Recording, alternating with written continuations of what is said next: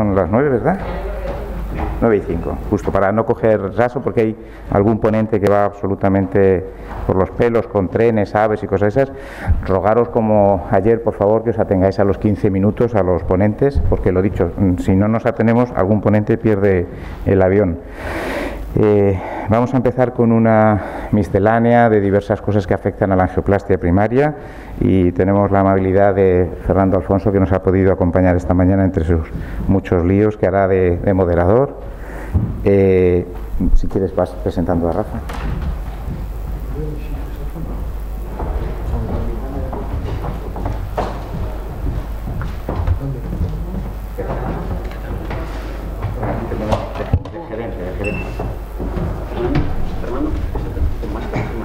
Sí, máscara, sí.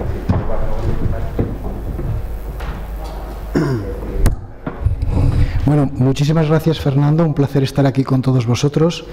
La verdad es que los que estuvisteis ayer, los que tuvisteis la suerte de estar ayer, pues pudisteis repasar algunos temas importantes, ¿no? Tanto de actividad y de resultados en los diferentes registros, como de algunos aspectos importantes, ¿no?, en los pacientes con angioplastia primaria.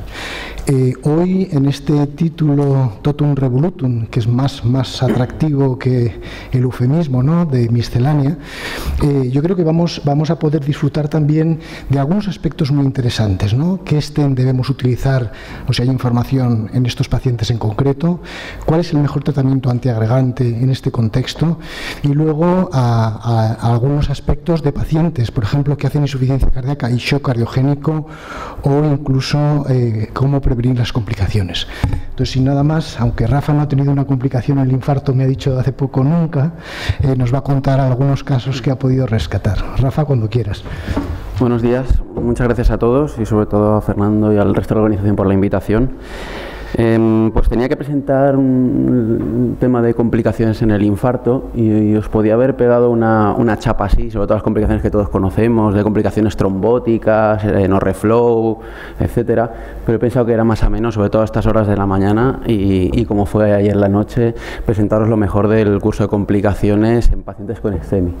Y la verdad es que cuando lo estuve revisando, porque lo tenemos todo muy bien detallado en un Excel por temáticas y tal, me di cuenta que la mayor parte de las complicaciones coronarias eran en STEMI, lo tuve muy fácil, o sea que es relativamente sencillo encontrar complicaciones bastante bizarras en este escenario. Voy a presentar algunos casos, como he dicho, un poquito huyendo de lo típico, ¿no?, del no reflow, stent trombosis aguda, perforación coronaria en el contexto del infarto.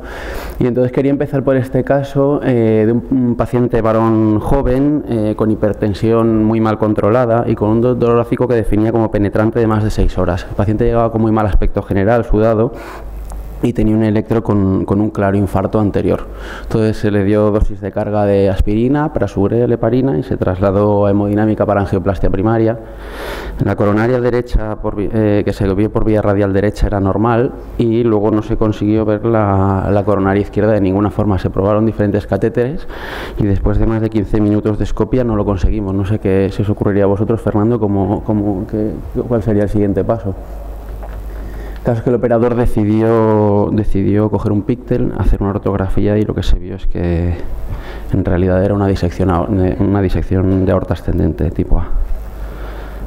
Entonces yo creo que la primera conclusión aquí es hilar muy fino, porque no todos los infartos con elevación del ST son de causa trombótica, ¿no? Y esta es una de las causas que es infrecuente ver, pero que se puede encontrar. Esto no es una complicación per se, pero bueno, para el paciente sí que lo fue, porque desafortunadamente pues falleció. Se realizó un eco y tenía disfunción ventricular, se contactó con cirugía cardíaca, pero de camino al TAC pues el paciente falleció. El segundo caso es también un paciente de 50 años, en este caso mujer, con un infarto inferior, KILIP 1. Como llevaba poco tiempo de evolución, tenía bajo tiempo hemorrágico y el tiempo de traslado era largo, se decidió trombolizarlo por el servicio de emergencias médicas, se trasladó al centro con hemodinámica. Y como no te presentaba criterios de reperfusión, pues se indicó el cateterismo y se encontró esto. Como podéis ver, pues es otra causa de infarto no trombótico. Como la paciente persistía con dolor, el flujo no era bueno y tal, pues el hemodinamista decidió pasar guía. No se realizó imagen intracoronaria, pero al ir a diferentes ramas y tal, pues el hemodinamista pues sintió que estaba en buena luz. Y implantó un primer stent con este resultado. Y al no quedarse tranquilo, pues cambió la guía por un microcatéter, que es otra forma de no hacer imagen intracoronaria, y se vio que distalmente estaba en buena luz, por lo que siguió stentando hacia abajo, dio algunas dilataciones, y el resultado final fue este. La paciente estaba un poco mejor y decidió que seguir presentaba mucho riesgo.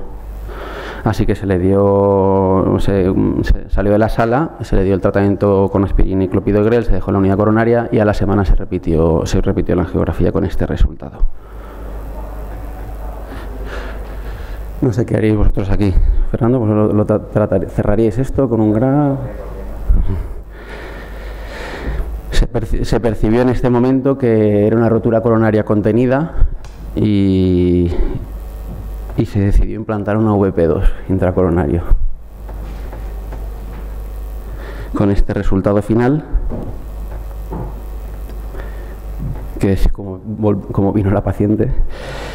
La ecocardio tenía FEBI normal, estaba asintomática, así que se decidió dar de alta a la paciente y se repitió la angiografía a los 9 meses. Y pues no presentaba rotura y había desarrollado colaterales, así que la paciente estaba bien y sigue controles ambulatorios. Esta otra complicación también es muy llamativa, es un paciente de 87 años con hipertensión y fibrilación auricular, presentaba dolor torácico de 2 horas y presentaba un infarto inferior. Se envió hemodinámica y de nuevo no encontramos coronaria izquierda, múltiples intentos, múltiples catéteres, así que después de un rato pues se decide ir a ver la coronaria derecha y se ve que la coronaria derecha lo da todo. Tiene, como podéis ver, no sé, aquí la PL ocluida, que probablemente es la causa del infarto, luego esta rama ventricular da la DEA apical, y esta rama auricular pues da todo lo que sería DEA tronco común, DEA proximal y todo el territorio de circunfleja. Así que se avanzó guía. No sé si aquí vosotros aspiraríais, predilataríais, haríais este en directo. El caso es que pese a que el aspirador es uno de los dispositivos con más evidencia científica más sólida, pero en contra en este caso, en el registro de la sección se continúa aspirando más de 1/3 de los pacientes que vienen con infarto. O sea que yo creo que se hace aspiración sistemática de todos los TIMIs 0 o 1, ¿no? Probablemente. Se aspiró y después la primera foto es esta. Embolización masiva de aire a todo el árbol coronario que sale de aquí. El resultado fue una parada cardíaca con inestabilidad hemodinámica, puso drogas, balón, intubó al paciente, etcétera. Como podéis ver cómo salía todo de aquí, se ha ocluido la DP y la PL por aire, que eso probablemente sea más reversible, pero toda la coronaria izquierda que nacía de aquí ha desaparecido. Entonces tiene un paninfarto. No sé cómo trataréis vosotros esto, pero es difícil, probablemente con soporte hemodinámico, ¿no? Y aguantar a que el aire se disuelva, pero claro, una cosa es que se disuelva de una circunfleja, otra cosa es que se disuelva de todo el árbol coronario. Al final, pues con hidroprusiato, adenosina, suero intracoronario, adrenalina, etcétera, se consigue recuperar flujo. La DEA proximal que antes estaba aquí arriba persiste embolizada. Entonces se avanza una guía y se ve que pues, en el contexto de parada, hipotensión, pues probablemente el operador siente de que se ha trombosado, implanta 2 stents farmacoactivos y el resultado finalmente es este, con flujo TIMI3 en la coronaria derecha y en la coronaria izquierda pues aquí una lesión trombótica, o una disección o una persistencia de una imagen intraluminal, pero por lo demás tiene más o menos flujo.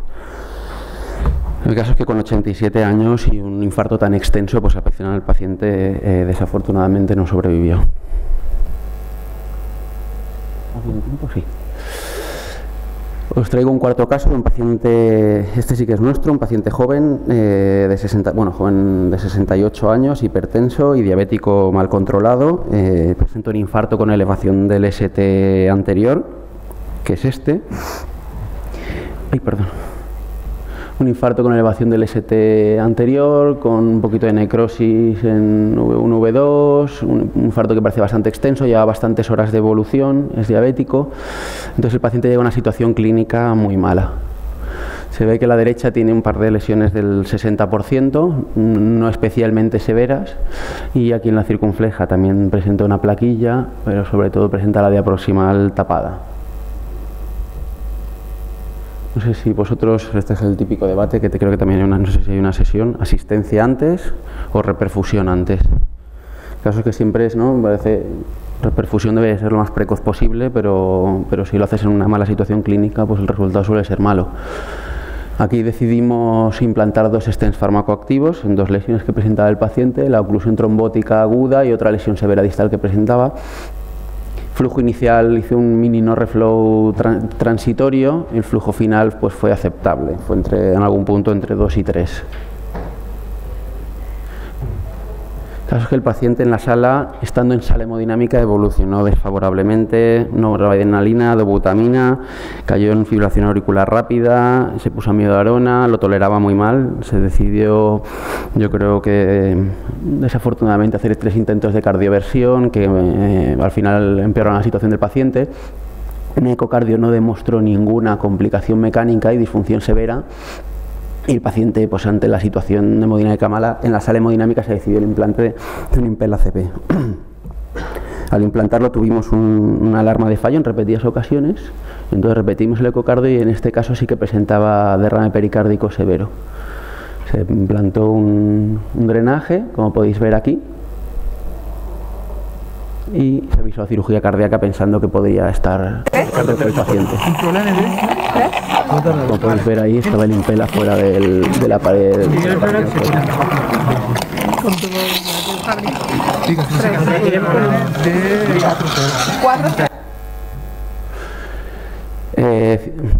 Quitamos el Impella inmediatamente, cirugía lo cosió con un puntito, pero el paciente presentaba muy mala situación clínica, se le puso un ECMO en hemodinámica, pudo volver a la UCI, pero desafortunadamente pues falleció al día siguiente también. Un quinto caso muy parecido, un varón de 61 años, diabético, sin mucha más historia, pérdida de conocimiento en el trabajo, y cuando llega al servicio de emergencias médicas sí que presenta pulso, pero está en bloqueo V completo, hipotensión muy importante y deterioro de estado cognitivo, de forma que se decide realizar perfusión de noradrenalina e intubación orotraqueal. Se realiza un electro que presenta estas alteraciones. Como podéis ver, un QRS muy ensanchado, el paciente está en sinusal, eso sí, y con elevación del ST en derivaciones, en múltiples derivaciones. Este es el caso contrario al otro. Aquí el hemodinamista dice no, que la otra vez no salió, así que deciden lo primero de todo, antes de nada, como está bloqueado, un marcapasos, y como pese al marcapasos persiste situación de shock, se implanta un Impella antes de nada. Y lo que se ve en la coronariografía es que múltiples ramas presentan pequeñas embolizaciones y mal flujo. Aquí en la situación hemodinámica era muy mala y esta es la única foto que hay de la coronaria izquierda, con la embolización distal, se realiza aspiración, etcétera. Y en la coronaria derecha también presenta múltiples embolizaciones, ADP, PL, se realizan aspiraciones, pero la situación es muy mala. Entonces tenemos ahora al paciente con Impella, con múltiples embolizaciones, en situación de shock, pero sin ecocardio. Así que se realiza la ecocardio y se ve esto. Un paciente con Impella.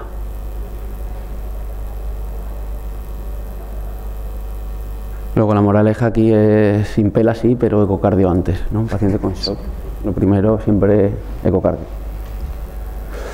Pero bueno, siempre, ¿no? Altas horas de la mañana, con las prisas, rápido, que desafortunadamente pues el paciente se contactó con cirugía cardíaca, se retiró el Impella inmediatamente, se colocó un ECMO venoarterial, también en hemodinámica, volvió a la coronaria, pero de camino se realizó un TAC, presentaba múltiples embolizaciones cerebrales y el paciente finalmente evolucionó mal y falleció.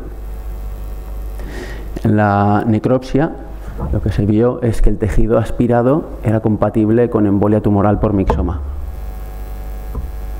Y esta es la imagen macroscópica. Por lo tanto, nunca resolveremos la duda, ¿no?, de si asistencia primero o reperfusión primero, pero la que sí que resolvemos es la de ecocardio primero. Y para acabar ya, si vamos justos de tiempo, un caso muy breve, un paciente de 75 años, con un infarto lateral con poca repercusión electrocardiográfica, va a un hospital secundario pequeñito y inicialmente lo manejan como escasez, así que le dan aspirina, 300 miligramos de clopidogrel y dosis subcutánea de enoxaparina. Viene hemodinámica y se ve que tiene la circunfleja y la diagonal y la circunfleja, la diagonal tapada y la circunfleja con una lesión severa, pero que da dos grandes marginales. Como estaba ya con enoxaparina, se decide no hacer switch y se da un bolus intracoronario. Eso sí, se completa la dosis de clopidogrel y se trata en primer lugar la diagonal con un stent directo, que tiene buen resultado. Y después, habitualmente lo hacemos en 2 tiempos, pero en este caso, como era grande, también era severa, también era un territorio lateral, pues se decide tratar los dos en el mismo procedimiento. Como podéis ver, un stent con poco conformability, ¿no? Ha dejado ahí un palo recto. No sé si haríais algún tratamiento farmacológico adicional en este paciente. 75 años, el problema no es que está ahí en el límite. 75 años. El caso es que se decidió dejar así al paciente, pero cuando llega a la coronaria el paciente presenta esta estentrombosis. Se realiza imagen intracoronaria que por el tiempo no he puesto, no había ningún problema mecánico y al final se decide que la causa es farmacológica. O sea que aquí sí, en este momento, y pese a tener 75 años, se administra tirofiban, bolus más perfusión, y se realiza angioplastia con balón, guiada por imagen intracoronaria, y al final con un buen resultado angiográfico. Y eso es todo. Como podéis ver, hemos puesto 6 casos, 2 casos de complicaciones por diagnóstico dudoso, ¿no? dos infartos, pero no de causa trombótica, luego 2 complicaciones en el shock y esta de estentrombosis. Muchas gracias. Muchísimas gracias, Rafa. Casos espectaculares. Quizá al final podríamos hacer alguna pregunta, ¿no?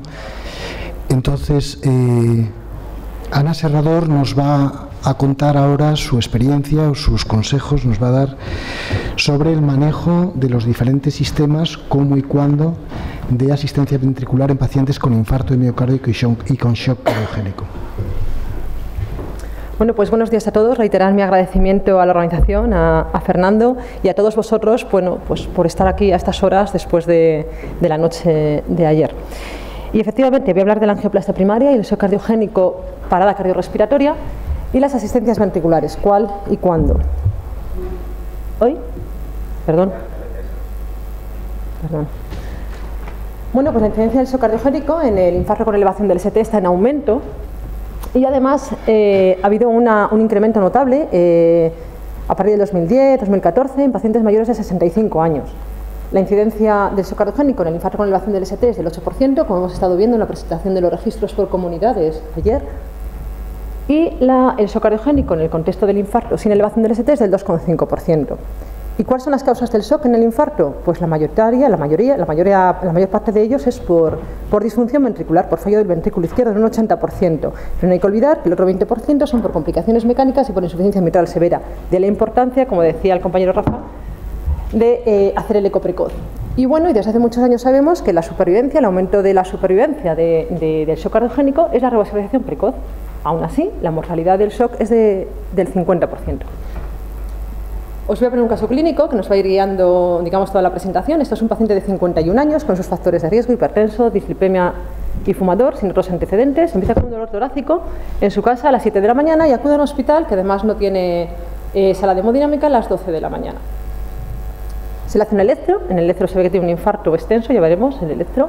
Se le traslada en ambulancia a un centro con angioplastia, posibilidad de angioplastia primaria, que llega a la 1:30 y en este momento las características, la situación hemodinámica del paciente, pues está hipotenso, está taquicárdico, mal perfundido, frío, húmedo, se le da volumen, se le aporta inotrópicos y vasoconstrictores con adrenalina y dobutamina, se le pone gafas de alto flujo, consiguiendo una saturación del 93% y en la exploración física pues tiene crepitantes pulmonares. Se le traslada a la sala de hemodinámica, el paciente no tolera el decúbito, con lo cual hay que intubarlo, se le hace una gasometría, tiene un pH acidótico de 7,19, bicarbonato bajo, y un lactato de 7,3 y esto con la nueva clasificación del shock que veremos es un estadio D, que significa hipoperfusión, deterioro, con deterioro sin shock refractario.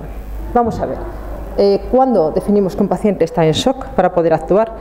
Pues sí que es verdad que entendemos shock, la definición clásica, como la alteración de la perfusión de los órganos debido a una disminución del gasto cardíaco a pesar de las presiones de llenado normales o aumentadas.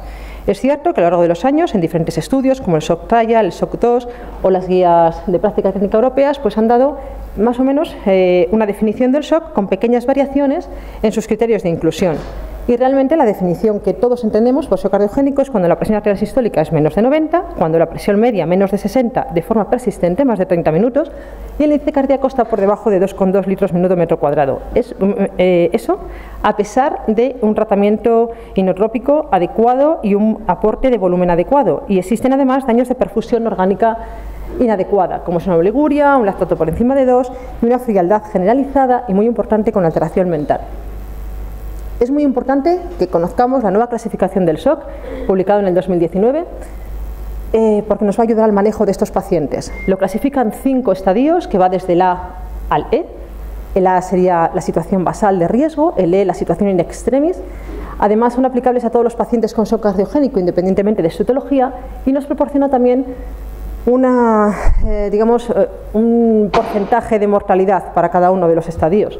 Y lo más importante de esta clasificación es que cada paciente está ubicado en un estadio por sus síntomas, los signos en la exploración física, los datos analíticos y la hemodinámica, de tal forma que en estadio A serían riesgos, son pacientes que no tienen hipotensión, no tienen taquicardia, no tienen signos de hipoperfusión, pero son pacientes en riesgo. El B está empezando con el shock, pre-shock, tienen hipotensión y taquicardia, pero no tienen signos de hipoperfusión. El estadio C es el shock cardiogénico clásico que conocemos, que es la hipoperfusión pero sin deterioro. Aquí es aplicable lo que acabo de comentar, el lactato más de 2, la creatina un poquito alta y ya el índice cardíaco bajo, las presiones de llenado altas, etc. El estadio D es deterioro y hay hipoperfusión sin shock refractario, es el estadio del paciente que acabo de comentar. Y el estadio E ya es el estadio in extremis. En este estadio es todo paciente que está en parada cardíaca, que tiene lactato por encima de 5, un pH bajo y además necesita sí o sí soporte mecánico. Ya veremos cuál. Este es el electro del paciente, de 51 años. Tiene un infarto inferoposterior extenso, como veis, elevación del ST en toda la cara inferior, en toda la región apical, con descenso del ST marcado en todas las precordiales. Y este es el ecocardiograma de inicio. Veis que tiene una disfunción severa del ventrículo izquierdo con una hipocinesia generalizada. Vemos el ventrículo derecho que tiene buena contractilidad, aunque está un pelín dilatado. Y bueno, ¿y ahora qué hacemos? ¿Necesita mi paciente un dispositivo de soporte circulatorio ventricular? ¿Cuál es el mejor dispositivo que puedo poner a este paciente y cuándo? ¿Y cuándo lo implanto? Bueno, esta espiral, la espiral descendente, la espiral de la muerte que todos conocéis, pues es la fisiopatología del shock. Cuando un paciente tiene un infarto agudo de miocardio, tiene un fallo sistólico y un fallo diastólico. Por el fallo sistólico tiene un bajo gasto, tiene una hipotensión, con lo cual baja presión de perfusión coronaria, isquemia, baja presión de perfusión orgánica, con lo cual aparece un mecanismo de vasoconstricción compensatorio a nivel distal. Por el fallo diastólico hay una congestión pulmonar, lo cual produce hipoxemia y más disfunción isquémica.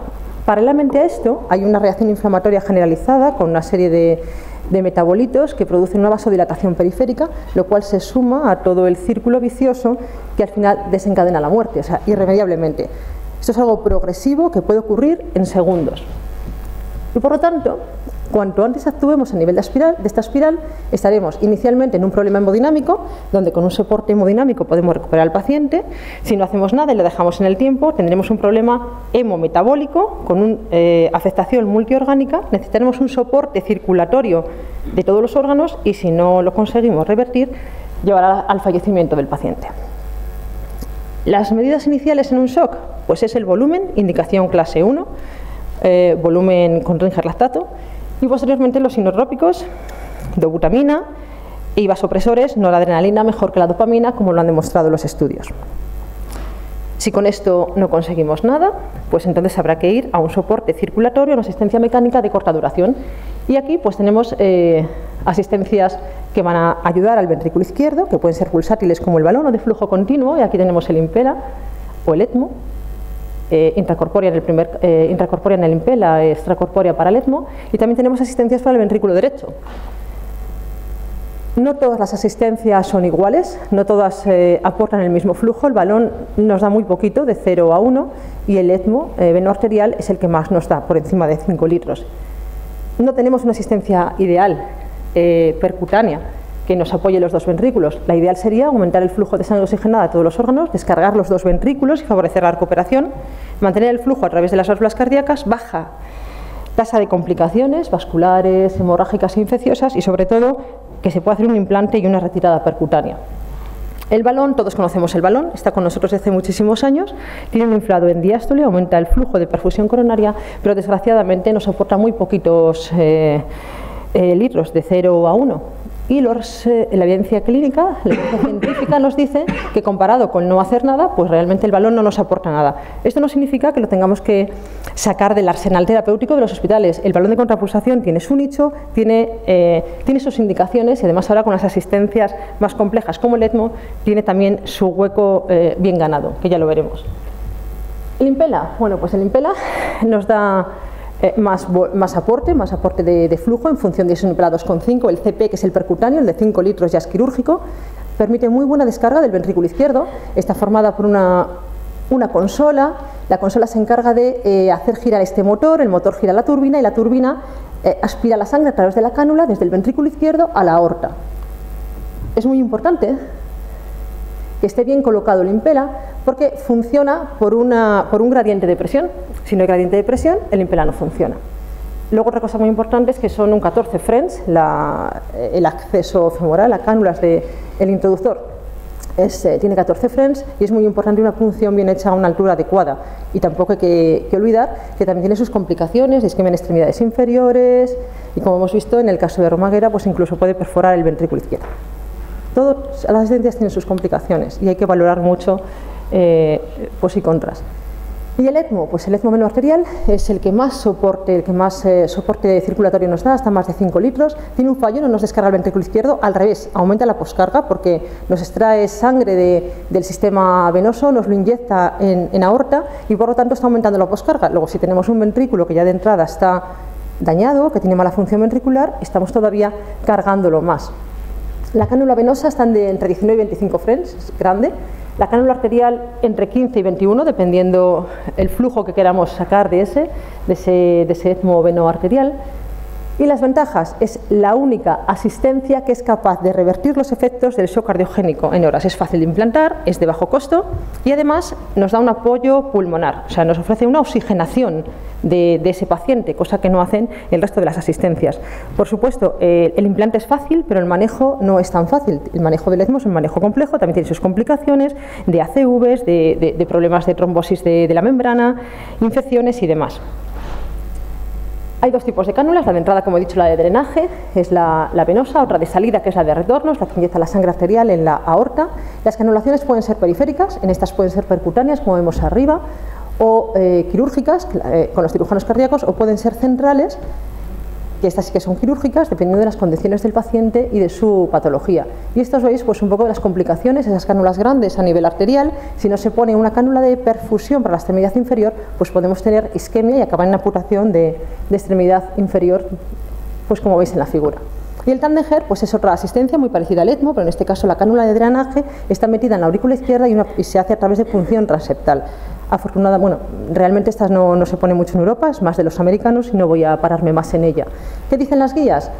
Bueno, pues nos dicen que el balón tiene contraindicación, pero de forma rutinaria, eso no significa que no tenga su hueco, lo tiene y lo necesitamos. Le dan indicación 2B para todas las asistencias circulatorias mecánicas, dependiendo de la edad del paciente, de las comorbilidades y de que tenga una disfunción neurológica. Se le da indicación 2A cuando es como puente a la recuperación e indicación 2B cuando es como puente a la decisión. ¿Y qué más nos dice la evidencia científica? Bueno, pues en este metaanálisis, que está formado por 4 estudios, 2 que compara la Tandenger con el balón de contrapulsación, otros 2 que comparan el Impela con el balón de contrapulsación, pues como veis no hay diferencias significativas entre el balón, o sea, en la mortalidad a los 30 días, entre el balón con el resto de las asistencias.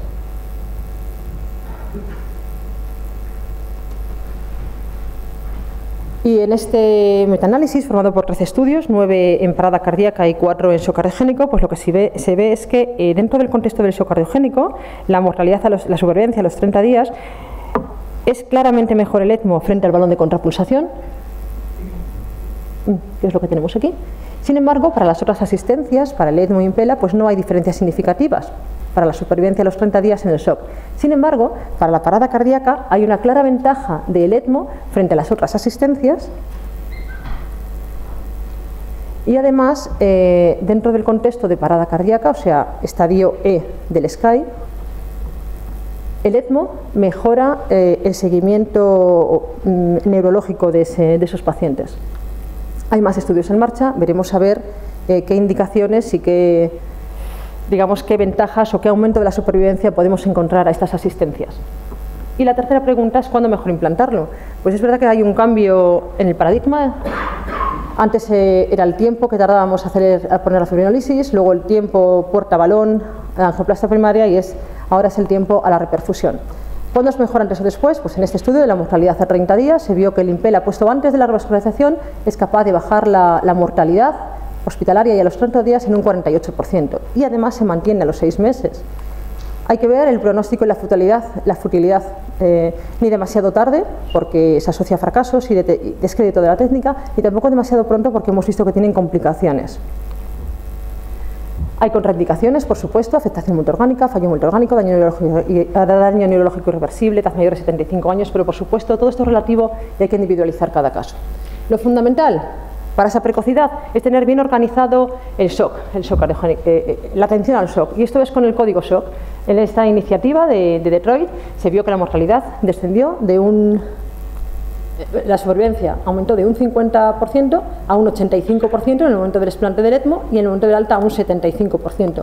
Claro, el implante del Impella antes de la realización fue un 74%, con tiempos medios por debajo de 90 minutos y un flujo TIMI-3 en el 90% de los casos. Esta iniciativa inicial de Detroit pasó a ser una iniciativa nacional y vieron lo mismo, que aumentaron la supervivencia en el momento del alta a un 82%, y además se ve a lo largo de los años como la implantación de estos códigos SOC bajan esa mortalidad a un 28%. Luego el código SOC es importante. Importante la anticipación. Este es el primer estudio que tenemos en marcha, aleatorizado, con una potencia estadística suficiente para ver la supervivencia con un Impella percutáneo CP de forma precoz. Son 360 pacientes, el endpoint es la mortalidad a los 180 días y se ve que ya se ha visto que los primeros 100 pacientes incluidos cumplen las características de shock profundo. ¿Y por qué es necesario un código SOC? Pues porque hay 3 patologías en España que dependen del tiempo, que es el infarto, la muerte súbita parada cardíaca y el shock. Y además esto nos obliga a tener una estructuración de atención del shock cardiogénico en 3 niveles. Nivel 3 para aquellos hospitales, bueno, pues no pueden estar dotados de más asistencias salvo un eco y un balón de contrapulsación. Un nivel 2 donde ya se va a poner un ECMO, y un nivel 1 que ya serían los hospitales que son capaces de poner asistencias a corto o largo plazo, incluso tener una opción de trasplante cardíaco.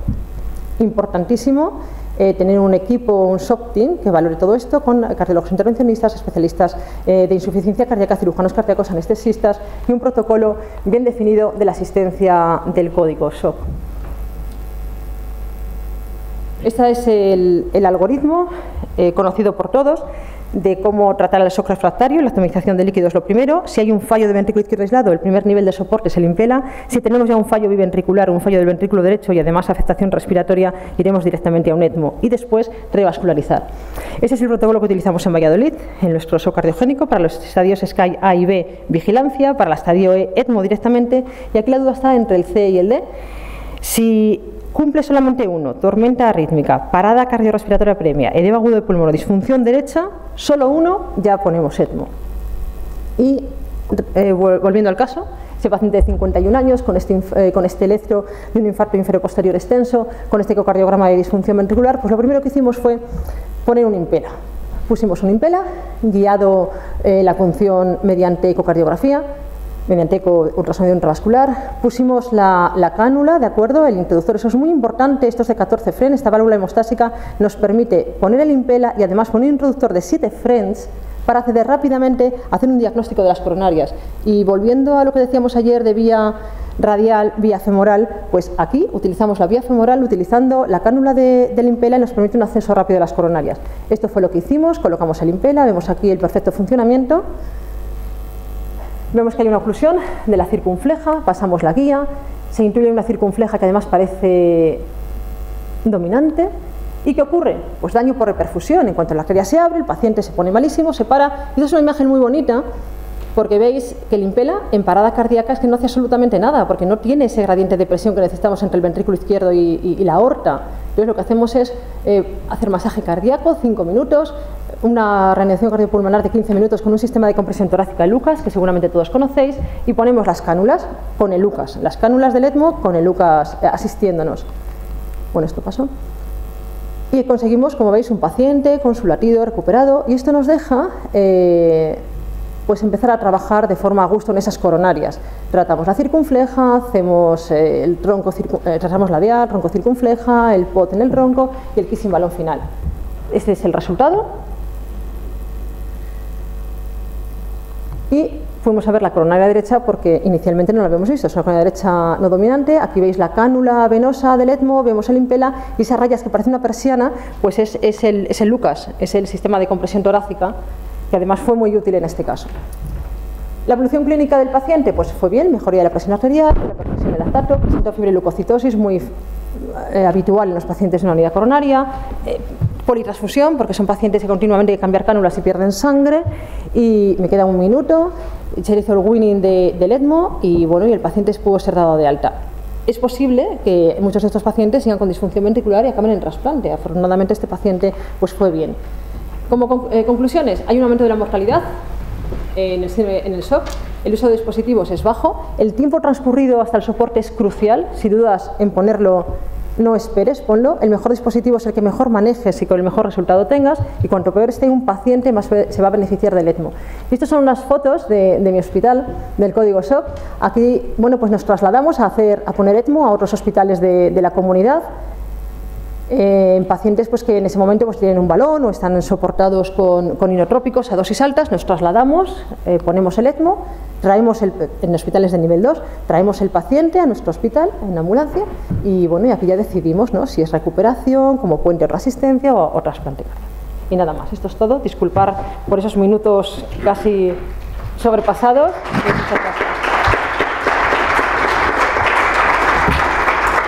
Yo creo que han merecido la pena. Muchas gracias, Ana.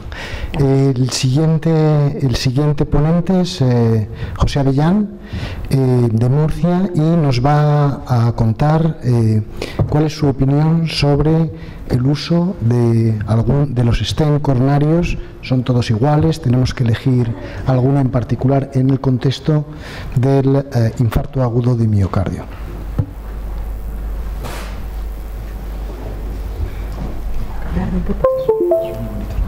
Bueno, muchísimas gracias por la invitación, Fernando, y a todos mis compañeros de Ciudad Real. Es un honor, desde luego, estar aquí, que un poco es como si no me hubiese ido, la verdad. Piso al hospital y... Bueno, me toca una pregunta que creo que es importante o es algo bastante llamativo, ¿no? Como es ¿qué stent es el mejor o el más recomendable en infarto con elevación del ST, en angioplastia primaria? Y realmente, bueno, pues es una pregunta que creo que todos nos enfrentamos día a día en todas nuestras angioplastias primarias. Como pequeña introducción, bueno, yo creo que esto hay que pasarlo muy rápido. Ya sabemos la importancia que tiene la cardiopatía isquémica como causa de muerte. Sabemos que el tratamiento de repercusión urgente y rápido ha demostrado mejorar el pronóstico, y en España lo que nos deja nuestro registro recientemente y anualmente publicado es que estamos empleando el stent farmacoactivo ya en el 99% de los casos. Eso, bueno, pues es algo que a valorar y que creo que responde a la evidencia. ¿Qué peculiaridades tiene la angioplastia primaria como forma de angioplastia? Pues básicamente es esto, y es que se forma un trombo y tenemos que intentar tratarlo. Es distinto a esa placa de ateroma que crece en la enfermedad isquémica estable. Porque ese trombo pues asocia una gran activación protrombótica, una gran actividad procoagulante y proagregante, y eso es lo que forma la cicatriz. Y cuando nos enfrentamos a eso, pues quizá podría haber alguna plataforma que fuese más eficaz para lidiar con ello. Así que lo que hice fue preguntároslo, y puse esta pregunta en Twitter hace unos días que decía: para vosotros, en la angioplastia primaria, ¿cuál es vuestra principal preocupación? Puse algunas opciones y di opción también a que me comentarais. Y lo que la mayoría de vosotros me dijo es que la embolización distal es lo que más les preocupa. Poco nos preocupa ya la trombosis tardía del stent, y sí que sigue preocupando algo, bueno, pues que la lesión se cubra bien con ese escenario donde hay pues mucho trombo y a veces poca visibilidad de la lesión. Realmente a mí me preocupa la trombosis tardía. De hecho, tenemos estudios pues muy importantes como el Horizon, en el cual se emplearon bueno, pues stent que aún a día de hoy, aunque han mejorado, pues podrían ser superponibles, y es que la trombosis del stent estaba en la tardía en más de un 2%. Eso creo que es importante. Así que, y luego también, obviamente, nos preocupa, como vosotros, ¿no?, la embolización distal, sobre todo en un escenario donde posdilatar o dilatar la lesión, pues lo hacemos menos, es menos recomendable precisamente porque aumenta estos fenómenos de no reflow. Así que creo que la buena posición inicial del stent, pues es importante.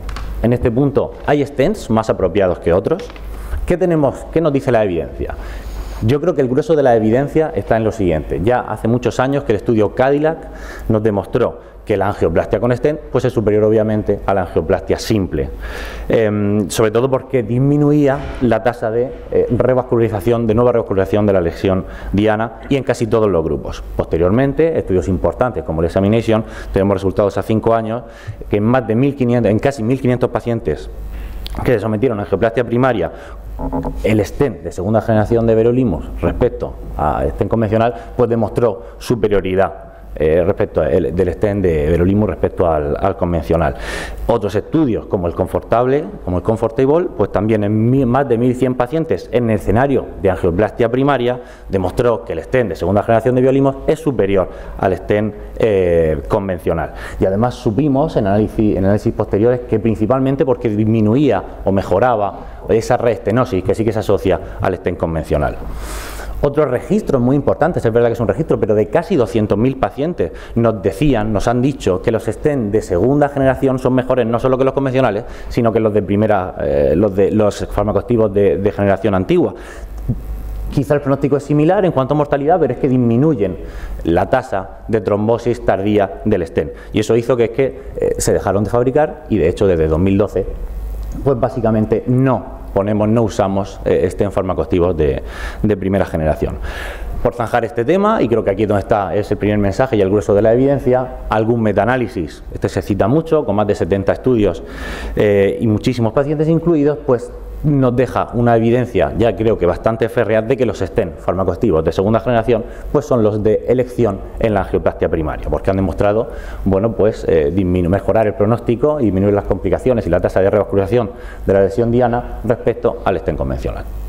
Dejo aquí esto y me voy, porque creo que hubo un pasado o algún estudio donde los stent, las plataformas bioresorbibles, tuvieron algo que decir y posiblemente tengan algo que decir, pero creo que falta evidencia en el infarto con elevación del ST, en esas lesiones con vaso nativo pues quizá más sano que la enfermedad crónica. Así que este es el primer mensaje. Los stent farmacoactivos de segunda generación pues tienen una mejora de su recubrimiento de la droga, logran una mejor aposición, tienen una estructura y una plataforma mejorada, los struts cada vez son mejores y tienen un mayor acceso a ramas laterales, y además pues tienen unos polímeros pues más biocompatibles. Y este es el primer mensaje. Si tenemos que ser férreos o esclavos o hacer caso a la evidencia, los stent farmacoactivos de segunda generación son los que en el infarto con elevación del ST y angioplastia primaria han demostrado pues mejorar el pronóstico. Pero claro, tal es así que las guías nos dicen que de hecho los stent recubiertos, obviamente de la generación que disponemos, pues son los de elección en cualquier tipo de presentación clínica, también en el infarto con elevación del ST. Pero es que luego llegamos a la sala y tenemos eso, y hay que elegir, y la mayoría de nuestros stent son farmacoactivos de última generación y tenemos muchas marcas. ¿Qué es lo que hacemos? Pues también os lo pregunté. Y yo dije, ¿tenéis un stent favorito en la angioplastia primaria? ¿Tenéis un stent de elección? Pues la mayoría de gente no tiene, 1/3 sí, 2/3 no, de nosotros. Y cuando os pregunté cuál es el que vosotros elegéis, puse 4 opciones, Twitter no me da opción a más, Y bueno, pues Gana Science y Onyx. Pero luego hubo muchos comentarios, esta pregunta trajo muchos comentarios y entonces por ahí me apuntaron cualquiera, lo más importante es abrir la arteria rápido. Otra persona que está por aquí sentada me dijo, bueno, depende del escenario clínico, de si tiene calcio, de si tiene más trombo, de si veo la arteria, si necesito más fuerza radial o menos. Sergio me dijo que ya me he apuntado, oye, que hay algún estudio que ha demostrado algo en el infarto con elevación del ST en angioplastia primaria y comparando stents. Pero luego Felipe dijo, bueno, sí, Sergio tiene razón, pero al final también hay que individualizar y cada uno sabe a qué se tiene que enfrentar y cómo puede lidiar. Realmente creo que todos tenéis razón y es lo que voy a intentar hablar ahora. También ese sería como el segundo mensaje de mi charla. Realmente lo que ha demostrado mejorar el pronóstico en la angioplastia primaria con implante de stent de fármaco activo es hacerlo rápido. Y tenemos, pues claro, estudios muy importantes que nos dicen que cuanto antes se abra la arteria, mejor es el pronóstico. Disminuye el tamaño del infarto y también la mortalidad. Así que en esta evolución que estamos viviendo todos en cuanto a evolución técnica de stents convencionales de primera y segunda generación, en el escenario que tenemos hoy, pues nos tenemos que preguntar, ¿son todos los stents iguales? ¿Hay diferencias entre stents recubiertos? ¿Cuáles serían las características del stent ideal en la angioplastia primaria? Pues obviamente que tenga un buen perfil de cruce, hay angioplastias primarias que ocurren en lesiones muy calcificadas, que navegue bien, que conforme bien, que se aposicione bien al vaso, que tenga fuerza radial suficiente, porque a mí no me gusta posdilatar ni tocar mucho las lesiones, no nos gusta en la angioplastia primaria. Que tenga un recoil bajo, obviamente, que cubra toda la lesión uniformemente, para que esta no se produzca reestenosis, que se vea bien cuando tenemos mucho trombo y a veces hay trombo y calcio, nos interesa, y alguno me lo apuntó también en Twitter, que vea bien yo mi stent, que sea recruzable, que tenga acceso a ramas laterales y obviamente pues que sea biocompatible para que la endotelización sea temprana pero no sea exagerada, ¿no? Sea óptima. Así creo, y esto lo voy a pasar rápido porque si no sería un rollo de charla, que las características que pueden suponer el mayor éxito en el implante de un stent en la angioplastia primaria, pues yacen en la plataforma, que debe ser, como hemos dicho, recruzable. Ahora tienen que tener los struts más finos, que la aleación sea óptima de cromo cobalto. Tenemos algún stent aún de cromo platino, que sea posdilatable y que tenga celda abierta, que tenga pocos conectores para que pueda ser recruzable. Y luego en el fármaco, actualmente pues lo que usamos básicamente son análogos de la rapamicina, del sirolimus, ¿no? Tenemos el everolimus, que se absorbe más rápido e inhibe más la musculatura lisa. Tenemos el zatarolimus, que también inhibe mucho la musculatura lisa, el crecimiento de ella. Y tenemos el violimus, que sabemos que es más lipofílico, se cuela muy bien en nuestro endotelio y entonces actúa más rápido. Y luego el otro componente del que se habla menos, pero que es muy importante, que es el polímero.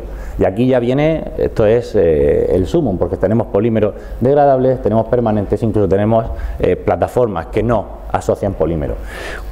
Hay estudios, y los voy a sacar un poco, que han intentado ver cuánto importa el polímero. Sí que es cierto, que por ejemplo aquí traigo un metaanálisis pues, que es importante, que comparó stents con polímero biodegradable o permanente.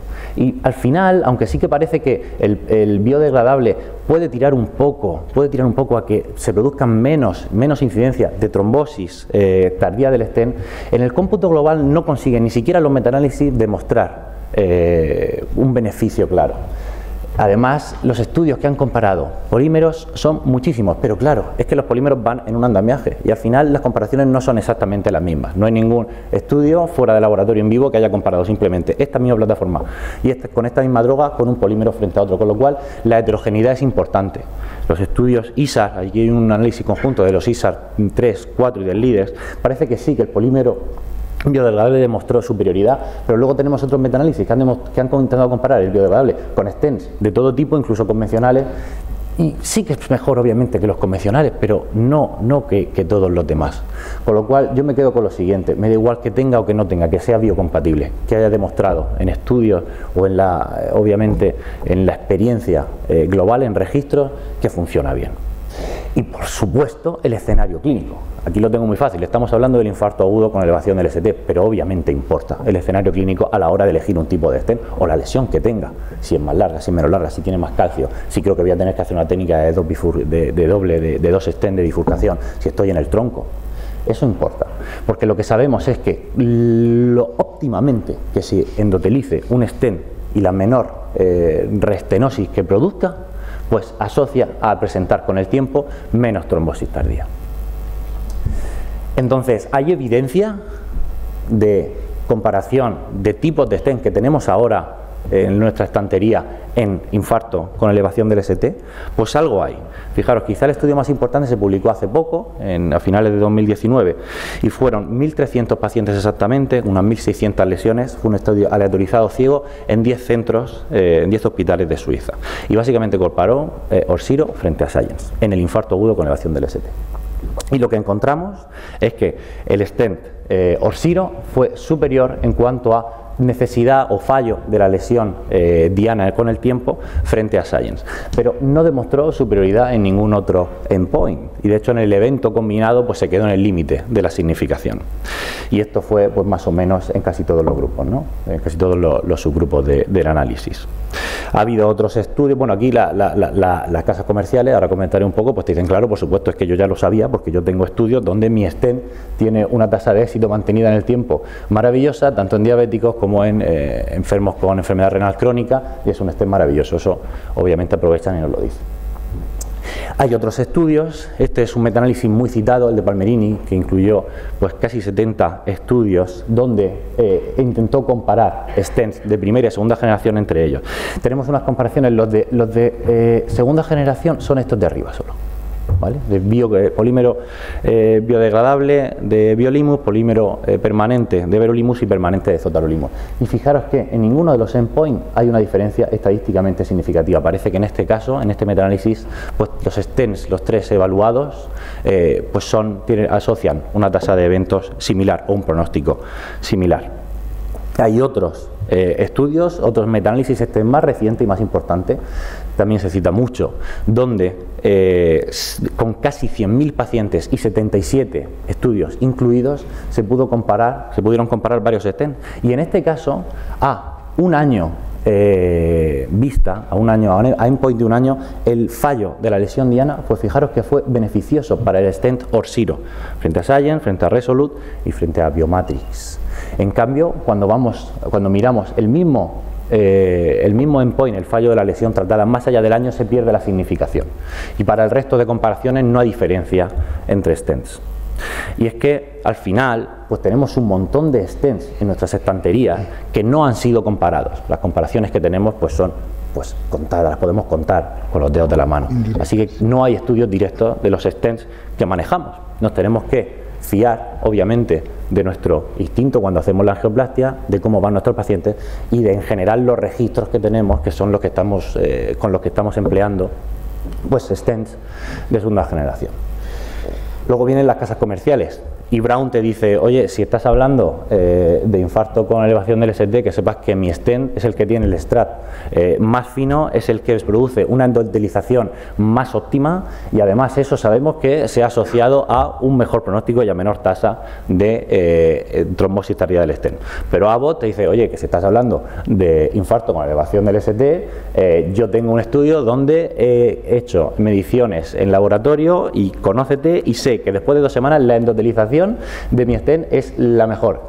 Tiene una tasa de restenosis ínfima y además reduce el trombo de una manera clara. Pero es que tengo estudios que me he comparado con un montón de stents y la trombosis de mi stent pues es muy pequeña, es decir, es muy inferior a 5 años. Luego viene Medtronic y dice, oye, que para stents implantados los míos, tengo más de 6 millones en todo el mundo, el grueso, todos los registros me avalan, y lo que también te puedo decir es que a 5 años mi trombosis tardía es del 1,2%, es inferior a los del resto de la competencia. Y además tengo una plataforma que es súper potilatable, que tiene un acceso a rama lateral envidiable. Viene Boston y te dice, bueno, ya, pero es que esos son de cromo cobalto, es que yo soy de cromo platino, entonces tengo una fuerza radial maravillosa, mi stent se ve mejor que los demás, tengo los strats súper finos con una aposición perfecta de mi plataforma, y es que encima ahora te he sacado una plataforma que tiene unos diámetros que nadie llega. Y eso pues puede ser importante en algunos casos de angioplastia primaria, que además mantiene su fuerza radial. Pero como te dice, para evidencia la mía, yo también tengo muchos estudios y además en angioplastia primaria con síndrome coronario agudo, donde mi stent es mejor que el de la competencia, asocia una tasa de eventos pues similar y por supuesto sé que mi stent respecto a las plataformas convencionales es mucho mejor a 3 años en el infarto con elevación del ST. El resto de lo que te digan es habladuría. Además mi stent no tiene droga en los codos y eso hace que se posicione y tenga una flexibilidad pues superior al de la competencia. Palex te dice que su plataforma es maravillosa, pero es que encima llega a 50 y 60 milímetros donde no te llega nadie y hay ocasiones en las cuales pues, vas a tener que poner un stent muy largo o te evita tener que solapar. Angiolite te dice que su polímero, que su fluoropolímero inhibe la musculatura lisa más que la competencia y que por eso son mejores. Destiny y HT saca un stent que te dice que es de forma ovalada y eso evita, disminuye la fricción con el vaso y mejora la endotelización. Y Biosensor aquí dice, bueno, pero es que yo pongo el Leaders Free sobre la mesa, donde en síndrome coronario agudo y solo un mes de doble terapia antiagregante, mi stent sin polímero ha demostrado ser superior y lo que te digan los demás no está tan demostrado. Además es tan eficaz y disminuye la tasa de trombosis como el resto de segunda generación. Biomenco te dice que te dejes de micropartículas, de microerosiones, que él tiene reservorios aluminales que libera su fármaco, que es Anfilimus, y que funciona además muy bien tanto en pacientes con una doble terapia corta en diabéticos y encima en registros de vida real comparado con el Onyx. Y por último viene un gigante indio y te dice, mira, mi stent es el que tiene los extractos más finos en toda la gama de medidas y además tiene una triple capa de polímero que hace que la endotelización sea rápida y óptima con el tiempo. Y entonces nos quedamos así. Y digo, vale. La respuesta es muy fácil en realidad, y es que elegimos nosotros y tenemos que individualizar siempre. Y aquí recupero hoy en mi última diapositiva una tabla, bueno, que la he completado con stents nuevos de nuestro compañero Alfonso Jurado, donde tenemos que saber que los stents tienen sus características y se pueden estudiar. Y en cada caso, pues cada uno será mejor que otro. Así que creo que ya va en cada uno la responsabilidad de saber en qué escenario clínico y ante qué lesión se encuentra para poder elegir antes un stent que otro. Así que mis conclusiones son las siguientes, y es que el grueso de la evidencia respalda la angioplastia primaria con stent farmacoactivos de segunda generación, que hay estudios aleatorizados y incluso algún metaanálisis donde los resultados a un año pues pueden apoyar el stent Orsiro, pero que obviamente la clínica del tipo de lesión manda. Tienes calcio, necesitas más fuerza radial, ¿cuánto mide tu lesión que tienes que tratar? Es un vaso tortuoso, al final la responsabilidad es nuestra y creo que es importante individualizar. Así que muchas gracias.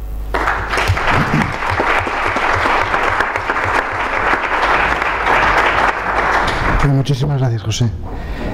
La última presentación de esta mesa redonda es el tema de los antiagregantes. ¿Cuál utilizar? ¿Cuándo utilizarlo? Y el doctor Ruiz Nadal tiene los 10 minutos que teníamos para discusión, no te puedes pasar, para intentar abordar este tema. No te preocupes, Fernando, gracias. 14:30. Buenos días, gracias doctor Alfonso y bueno, gracias a Ciudad Real porque yo creo que todos teníamos ganas de estar en una reunión presencial y para eso Ciudad Real nunca falla. Estos son mis conflictos de intereses y yo creo que se me hacen demasiadas preguntas en una sesión para intentar responder en 14 minutos, no en 15 minutos.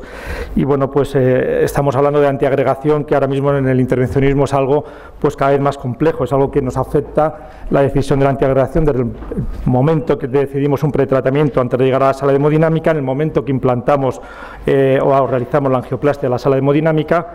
Y lógicamente lo que decidamos en la sala hemodinámica tiene implicación a la alta hospitalaria y en el seguimiento cada vez está más claro en el largo plazo. Por tanto, son muchas cosas y como no voy a poder resumir todo esto en 15 minutos, tendríamos que estar hablando 3 días, pues bueno, voy a intentar por lo menos hablar de preguntas claves que han generado discusión fundamentalmente o estamos en el día a día de la discusión por novedades que hemos tenido en las guías, en nuevos estudios. Y voy a hablar básicamente de cuestiones, yo creo que ahora mismo podemos decir que son cuestiones calientes en la antiagregación, como es el pretratamiento en el escasez con las últimas guías, la posibilidad ahora mismo de posicionar una molécula que hasta ahora no le dábamos importancia, como era el cangrelor, incluso algo también mucho cada vez más novedoso, con más evidencia, como es la prolongación de la doble antiagregación, que cada vez tiene más impacto lo que hacemos nosotros en la sala de hemodinámica. El argumentario del pretratamiento yo creo que es muy obvio. El paciente ingresa por un síndrome coronario agudo y desde el momento que ingresa pues lo doble antiagregamos con aspirina y un inhibidor del P2Y12 para las horas más conflictivas, las horas de más riesgo del paciente, de más riesgo trombótico, hasta que hacemos el cateterismo, pues lo tenemos doblemente tratado. De tal manera que incluso cuando llega a la sala hemodinámica lo tenemos doblemente tratado, implantamos el stent, hacemos la revascularización y esas horas tras el implante del stent, que también son las más asociadas al riesgo de trombosis aguda del stent, pues también ya lo tenemos doblemente tratado. O sea que el argumentario yo creo que es obvio, es muy difícil de discutirlo, pero lo que quizás no tengamos es tanta evidencia a la hora de ensayos clínicos que nos hayan demostrado esta teoría. Y el no pretratamiento pues sería esperar a llegar a la sala hemodinámica, implantar el stent y en ese momento decidir con qué completamos la doble antiagregación. Ha habido un cambio absolutamente radical en lo que era el planteamiento de las guías, en el planteamiento del pretratamiento. Y hemos pasado de las guías anteriores de doble antiagregación, las de Bajimiji del 2017, en la que teníamos hasta 3 indicaciones. 1, de pretratar, doble pretratar todos los pacientes con síndrome coronario agudo desde el contacto, desde el primer diagnóstico de síndrome coronario agudo, a un cambio absolutamente radical en el que en las guías últimas, las guías de este otoño pasado, pues se contraindica de manera generalizada la doble antiagregación en el síndrome coronario agudo sin elevación del ST. Y tampoco hay demasiada nueva evidencia como para haber pasado de algo tan verde a algo tan rojo.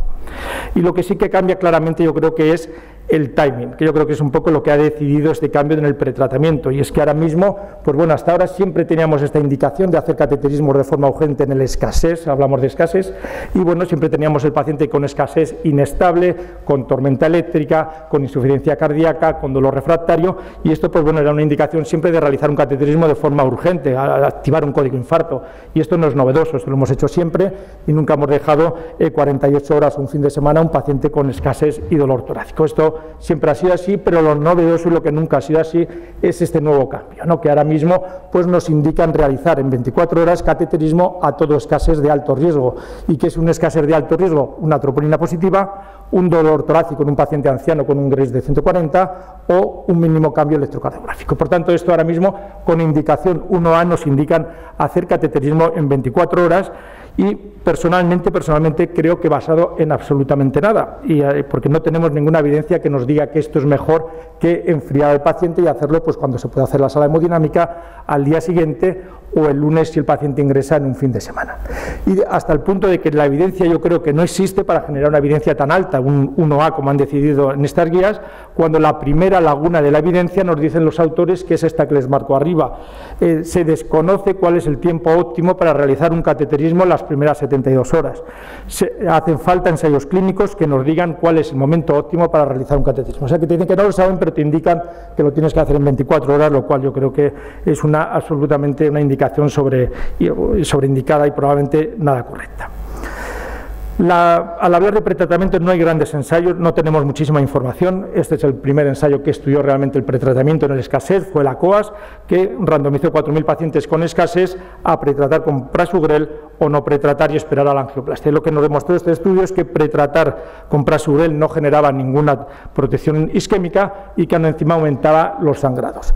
Es verdad, por tanto, que dejamos de pretratar, se contraindicó pretratar con prasugrel, pero bueno, también hay que ver luego los contextos de los estudios, ¿no? Es un estudio en el que el cateterismo en el escasez se hizo a las 4 horas y muchísimo cateterismo por acceso femoral. Y el gran estudio probablemente es el ISA-READ, un estudio más reciente, de hace 2 años, en el que bueno, pues también vuelven a pretratar frente a no pretratar, pero aquí se comparan fármacos y estrategias, se pretrata con ticagrelor o no se pretrata con ticagrelor y se revasculariza con prasugrel. O sea que estamos mezclando estrategias y fármacos, y bueno, lo que nos dijo este estudio realmente en el escasez es que el pretratar con ticagrelor no aporta beneficio isquémico, pero tampoco genera más sangrados. Y también tenemos que ver un poco lo que es la letra luego pequeña del estudio, 60% de cateterismos por acceso femoral, y los cateterismos en el escasez se hicieron a los 54 minutos de randomizar al paciente, lo cual probablemente no tenga nada que ver con la realidad de cualquier sala del planeta. Y yo creo que el estudio más interesante, el mejor diseñado es este, el Dubius, una pena que no ahora les explico que no ha podido terminarse como nos hubiera gustado a todos, y lo que sí que estudian es, pues bueno, eso yo creo que está muy bien diseñado, pretrato con ticagrelor, o llego a la sala de hemodinámica, hago la angioplastia y randomizo a ticagrelor o prasugrel. Entonces yo creo que ya empezamos a comparar cosas más sensatas y con más sentido común para poder comparar estrategias, incluso fármacos. Y bueno, es un estudio yo creo que mucho más adaptado a lo que es una sala nuestra o europea, cateterismo en 24 horas, acceso radial en 94 minutos y la revascularización con angioplastia fue absolutamente prioritaria. ¿Cuál fue el problema? Que los pacientes fueron de tan bajo riesgo que no hubo eventos ni en un grupo ni en otro, por lo que el estudio hubo que finalizarlo pues de forma pues realmente precoz, porque no conseguían ningún tipo de beneficio, ningún tipo de estrategia. ¿Y cuál es el problema a mi entender? Pues a mi entender es que realmente la evidencia se está generando con estudios que cada vez tienen menos que ver con la realidad. Y al principio, pues bueno, el PSICURE, que fue el primero que estudió pretratamiento, pues bueno, el cateterismo se hacía a los 6 días de ingresar el paciente. Estamos hablando de hace 20 años, que era como se hacían los cateterismos. Esto ha ido recortándose, pero ahora mismo, hemos llegado un poquito pues, a la situación absurda en la que la evidencia la queremos generar con el ACOAS, donde el escasez se hace a las 4 horas, o algo ya inaudito como el Disarreat, donde el cateterismo en el escasez se realiza en menos de 1 hora, es decir, tiempos mucho menores que los que tenemos cualquier programa de angioplastia primaria, como hemos visto estos días en este congreso de angioplastia primaria. Entonces aquí, pues bueno, si no tenemos pretratamiento, a lo mejor una molécula como el cangrelor, que no había tenido posicionamiento hasta ahora, pues quizá pueda tener un poquito de cabida. Y bueno, pues son diapositivas que me ha cedido pues mi amigo José Luis Ferreiro, que es un experto en cangrelor y en tantas cosas.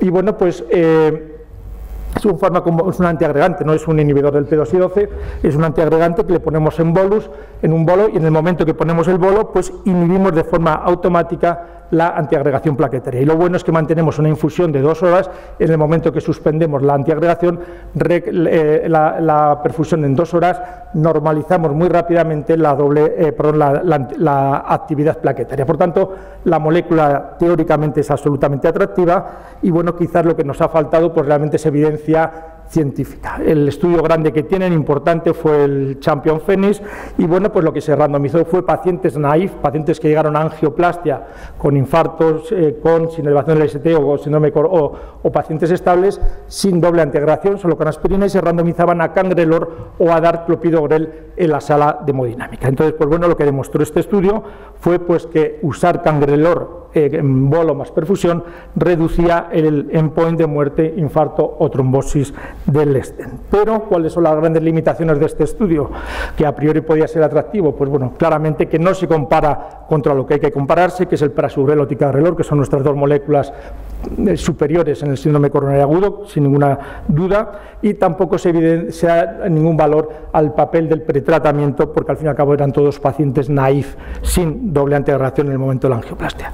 Por tanto, ¿qué escenarios clínicos? Y es un artículo también del doctor Ferreiro, que escribió en Rec Intervention Cardiology, un artículo yo creo que muy bueno, en el que pues bueno, nos habla de opciones para usar esta molécula, y podría ser el infarto con elevación del ST sometido a angioplastia primaria en paciente que no le hemos podido tratar con doble antiagregación por vómitos, porque viene intubado en situación de shock, pues bueno, pacientes, o incluso que damos la doble antiagregación muy precoz y sabemos que al hacer la angioplastia no vamos a tener todavía ningún efecto del ticagrelor o del prasugrel. Aquí tendría una cabida incluso en el paciente que nos llega a la sala de hemodinámica, no infarto con elevación del ST, sin doble antiagregación, exclusivamente con aspirina, en el que vamos a hacer angioplastias más complejas que sabemos que se asocian automáticamente a más trombosis del stent, y probablemente sería otro escenario en el que tuviese cabida esta molécula.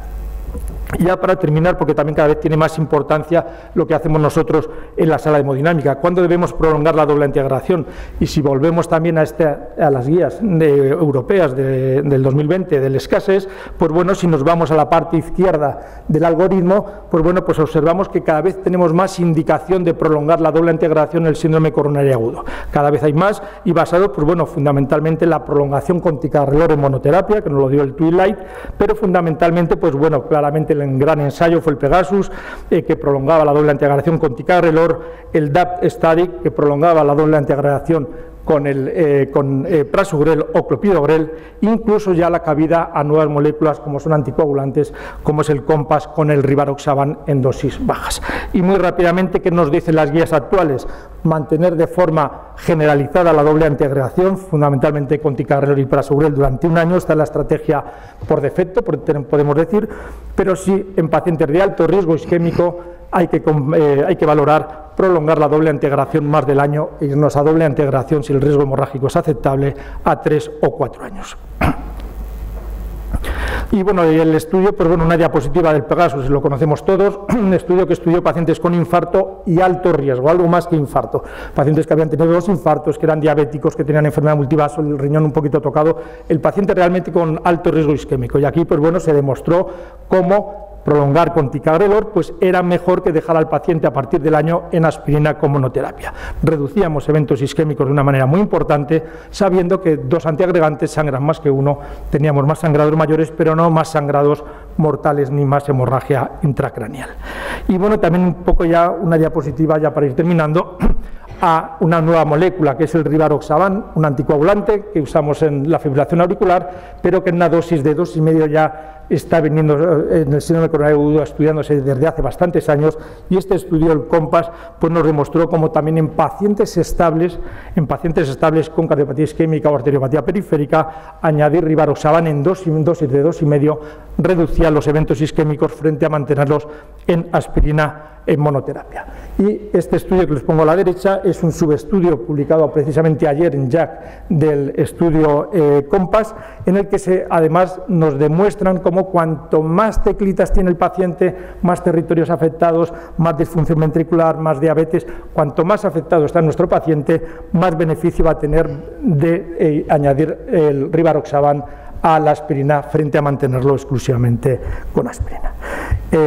Importante, penúltima diapositiva, criterios para extender la doble antiagregación. Además de los criterios clínicos que les he comentado, cada vez tiene más importancia los aspectos técnicos, lo que nosotros detectamos en la sala de hemodinámica, que el paciente hagamos angioplastias complejas, que pongamos stents en bifurcación, que pongamos stents muy largos, mucha cantidad de metal, que tratemos varios territorios. Esto, yo creo que esta información es fundamental que la transmitamos y que la hablemos con el clínico para que se lleven la imagen del laboratorio de hemodinámica, que hablamos de pacientes de alto riesgo y que son pacientes que desde la sala de hemodinámica sabemos que van a ser candidatos a valorar en el medio plazo prolongación de la doble antiagregación. Y ya termino, debemos evitar, yo creo que el pretratamiento de forma generalizada y valorar un poco pues nuestra situación en nuestra sala de hemodinámica, en nuestro hospital, cuándo vamos a poder realizar un cateterismo a nuestro paciente, si hay un fin de semana por delante o no. Y bueno, y en pacientes que nos van a llegar a la sala de hemodinámica sin doble antiagregación, pues quizás moléculas como el cangrelor puedan tener cierta cabida.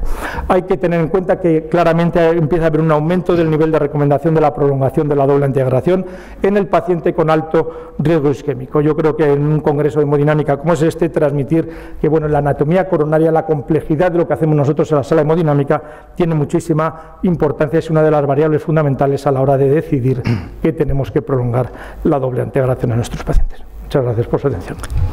Muchas gracias. Bueno, esto muy interesante, ¿no? Todos los temas que han tratado. Lamentablemente podemos hacer una pregunta para cada ponente. Pues yo haría una pregunta a cada uno de vosotros y quizá mientras tanto irlo pensando todos los demás, porque es un tema que luego podemos también ver la diferencia o no entre los expertos y todos los demás, ¿no? La democracia. Entonces, vamos a ver un paciente, es un ejemplo, ¿no? Un paciente que llega a la sala hemodinámica y tiene un infarto anterior grande, y está chocado. No ha habido una parada previa, no es posparada, y llega a hemodinámica y mientras nos preparamos está ahí al cardiólogo, le hace un eco, no hay una complicación mecánica y parece que es una quinesia de la cara anterior extensa. Y el paciente está entre un shock C o un shock D, es decir, científicamente se está picando. Mi pregunta para vosotros como expertos, y también luego lo hacemos a todos los demás, ¿vamos directamente a abrir la DA o viendo que se está picando ponemos algún tipo de apoyo? Si quieres, Pepe. La verdad que en estos casos también depende mucho de la situación clínica del paciente, pero también lo que tengas tú alrededor. Si te pilla a las 3 de la mañana con un equipo de enfermería que no maneja bien un balón de contrapulsación, que no tienes impela, como por ejemplo tengo yo en mi caso, yo corro. ¿Corres? A abrir la lesión. Yo. Muy bien.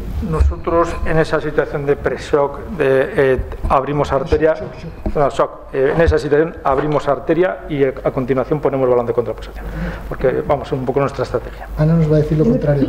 No, bueno, yo doy por hecho que el ventrículo derecho lo tiene bien, puesto que es un infarto anterior, luego el ventrículo derecho lo tiene bien. Y bueno, ese paciente está en estadio B, como has dicho, entre C y D. Entre C y D. Pues aquí hay un problema porque en cuanto se abra esa DA puede ocurrir que el paciente entre rápidamente en picado por el daño de reperfusión. Entonces, si nos fijamos en todo lo que hemos presentado, o sea, realmente ese paciente se beneficia y tiene indicación de en ese momento ponerle a ayudar a ese ventrículo izquierdo. Probablemente el Impela no está a la disposición de todo el mundo ni está en todos los centros, pero el balón de contrapulsación, aunque realmente no haya demostrado que de forma rutinaria mejore el pronóstico del shock cardiogénico, pero es verdad que esa pequeña ayuda en ese paciente le puede venir muy bien. Entonces, probablemente a ese paciente que está en esa situación, que según las guías en estadio C, que sería el mejor de los casos, ya tiene indicación de por hecho que tiene ya porte de volúmenes y que está con drogas, ¿vale? Ya tiene indicación de un soporte, tiene indicación del balón. Y después de lo que hemos visto, se beneficia de ponerlo antes y después de abrir la arteria, siempre y cuando eso no demore mucho. Pero si perdemos 5 minutos en poner algo que nos descargue un poquito el ventrículo izquierdo, vamos a estar preparados para esa situación maligna a la hora de abrir la arteria, de que nos haga un daño por reperfusión y que caigan picado con una parada y demás. Luego, una cosa que me parece muy útil es que tarda muy poco es coger rápidamente a este paciente una vena. Se tarda muy poco en coger una vena, porque si ese paciente se para o cae en picado, o sea, el tener una vena cogida ya de entrada, y además eso ya es de ECMO, sí o sí, ya no es sin impera ni balones, ECMO sí o sí, el tener esa vena cogida va a facilitar mucho para meter la cánula venosa y tener rápidamente una asistencia completa que nos, digamos, nos corte esa caída, esa espiral al shock metabólico. Muy bien. La pregunta del moderador sería: ¿cuánta gente de aquí tiene ECMO? Bueno, o cualquier tipo de apoyo, primero. Hay gente que también duda en eso, ¿no? Poner el balón antes de abrir la arteria. Entonces, Ana, es tu tema, entonces tú vas a ser la jueza, ¿no? Entonces, ¿quiénes pensáis que en ese infarto anterior no hay parada, no hay complicación mecánica, que es grande, paciente chocado y además un choque así feo, vais primero a abrir la arteria y luego ya veremos? ¿Levantáis la mano? ¿Y cuántos utilizarían alguna estrategia de apoyo al ventrículo lo primero? No sé. Yo tengo que decir que abrir la arteria y luego ya veremos, cuando abra la arteria ese paciente no va a mejorar. Tenemos la arteria abierta, pero puede ocurrir que empeore, pero mejorar no va a mejorar. Vamos a tener un flujo más o menos 2-3, pero es muy probable que el paciente no vaya mejor y que vamos a tener después que ponerlo. Entonces yo creo que merece la pena gastar esos 5 minutos antes y ponerlo y después abrir la arteria. Lo que demostró la iniciativa de Detroit, lo que demostró todo el protocolo del shock cardiogénico y demás, es que si perdemos, y el estudio que está en marcha que es randomizado, o sea, y aquí nadie se tira sin paracaídas desde un avión, o sea, se está randomizando un estudio donde impela antes o impela después, y ya tenemos datos previos de que impela o balón, cada uno lo que tenga, puesto antes, se gasta muy poco tiempo y merece la pena gastar esos 5 minutos y ponerlo antes de abrir la arteria. Vale. Bueno, yo creo, estoy de acuerdo, ¿no? No sabemos, yo creo que ha quedado bastante igualado, no sé quién os parece que ha ganado a nivel democrático. Ha quedado igual. Quizá el único pero que yo diría a tus consideraciones es, que a veces no son 5 minutos, ¿no? La gente se pone a poner una impela y tarda un poquito más y dices, hombre, si lo hubiéramos abierto la arteria rápidamente, que también, eso sí que son a veces 5 minutos, pero vamos, es una posibilidad. Y luego hay algunos estudios que están empezando, como el Euroshock, que hablas con todos los expertos y dicen, no, primero abrimos la arteria y luego ya veremos tal. Vamos, es un tema que seguimos sin saber contestar. Quizá Fernando, como organizador del curso, puede decir algo. Se puede ver también de lo que tú dices, si la arteria está tapada, pero de lo que está no está. Intenta abrirla rápido porque toda aquí la gente que se aplica la arteria y no hacen picado, todo lo contrario. Hoy una vez hemos leído luna de miel o luna de hiel, pero la gente tira la manera, unos van picado, pero otros van fenomenal, por lo cual, si es una cosa fálica, la vas a poner un triple stem, un fisio, no sé qué, pues ya te dice la bien. Yo creo que no me apunto con tratar de tiempo, va a mí no está es una pena, porque realmente lo echamos de menos, yo creo que los hemodinamistas, y realmente era el fármaco, el inhibidor de la glicoproteína que tenía evidencia en el infarto. Entonces, una pena, pues dejó de ser rentable y se retiró una molécula que era útil. Y ahora mismo, pues bueno, entonces, ¿qué es lo que está pasando? Que estamos empezando a usar en salas moléculas que nunca hemos usado, porque todos los ensayos clínicos de la grastada y tirofiban fueron negativos. Entonces, y de pronto no quisimos saber nada de ellos, entonces ahora es tenerlo, pues bueno, le pongo esto porque no tengo otra cosa. Entonces, yo personalmente ahora no tengo Borreo-Pro, no uso nada. Entonces, bueno, tampoco uso Cangrelor, pero probablemente sí que tenga cabida en este tipo de pacientes, el que ha comentado Ana. Pues a lo mejor el paciente llega completamente en situación trombótica y sabes que con el Cangrelor, es un antiagregante muy potente, pues puedes conseguir una antiagregación mientras vas mejorando flujos, vas poniendo impelas y quizás sí. Pero vamos, yo reconozco que ahora las glicoproteínas han muerto.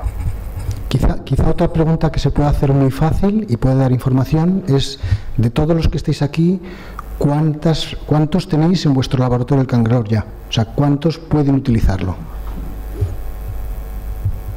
Muy bien. Bueno, pues yo creo que ya está, ¿no?